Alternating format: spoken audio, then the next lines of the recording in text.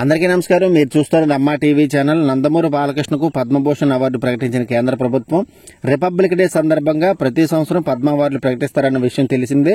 తాజాగా నేడు పద్మ అవార్డులు ప్రకటించారు. ఈ క్రమంలో నందమూరి బాలయ్యకు కేంద్ర ప్రభుత్వం పద్మభూషణ్ అవార్డు ప్రకటించారు.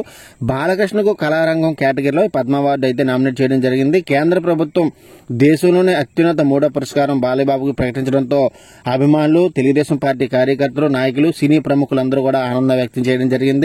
అలాగే బాలకృష్ణకు అభినందన విలువలు కూడా తెలుపుతూ ఉన్నారు. అంతేగాక రాజకీయ నాయకుడిగా, బసవతారకం క్యాన్సర్ ఆసుపత్రి చైర్మన్ గా బాలయ్యబాబు ప్రజలకు ఎంతో సేవ చేస్తున్నారు. నందమూరి తారక రామారావు గారు నటవారసుడిగా 1974లో సినీ రంగ ప్రవేశం చేసిన బాలయ్య ఇటీవలే 50 ఏళ్లు పూర్తి చేసుకున్నారు.